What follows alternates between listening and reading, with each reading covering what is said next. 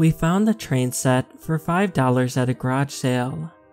I couldn't believe my eyes. Something like this would sell for $100 or more at the local toy store. It was a complete set with railroad ties that fit together like pieces of a jigsaw puzzle. A beautiful red engine with painted gold details, and 10 train cars that hooked up to each other. And it had all the extras. Little spruce trees made of wood and plastic needles, a few stoplights that flashed for train crossings, and even a little conductor man. "Get it," Jake replied. "For $5, that's a steal." We happily loaded it into the car. As soon as we got home, we started setting it up. "This is so cool," Danny said, greedily grabbing the pieces from our hands. In less than 10 minutes, he'd snapped the pieces together to form a circular track, and was pushing the trains along while making choo-choo sounds.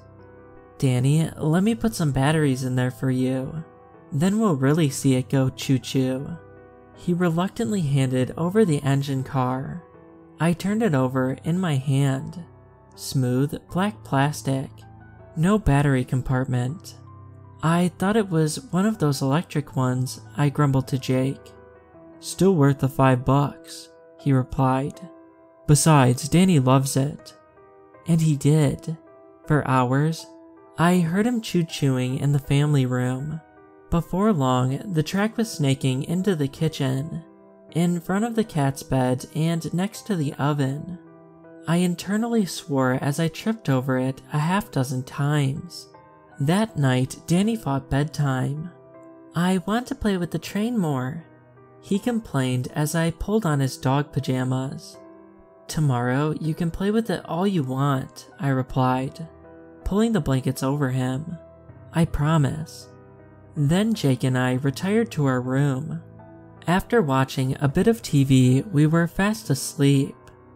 Later that night, I jolted awake. A low rumbling noise filled the house, like distant thunder. That's weird.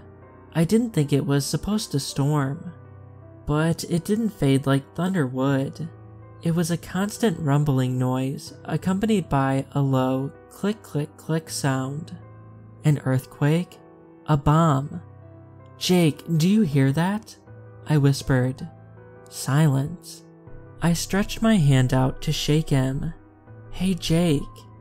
My hands fell on empty covers. "Jake?"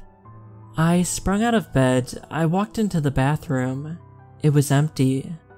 "Jake," I whispered, walking out into the hall. "Jake, where are you?"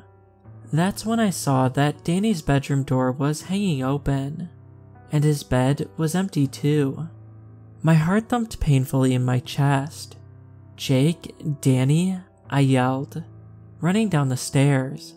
The rumbling sound grew louder. "Where are you?" I flicked the lights on. Ch-ch-ch-ch-ch.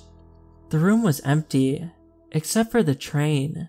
It slowly moved along the tracks, rumbling and clicking as it went. "Why is the train on?" I gingerly stepped over it and peered into the kitchen. Empty. Maybe Danny had trouble sleeping and Jake started playing train with him to calm him down. But then, where are they now? Woo woo. The sharp sound of the train's whistle broke me from my thoughts. I looked down at it as it chugged along, and then I remembered. How is it moving? It doesn't have batteries.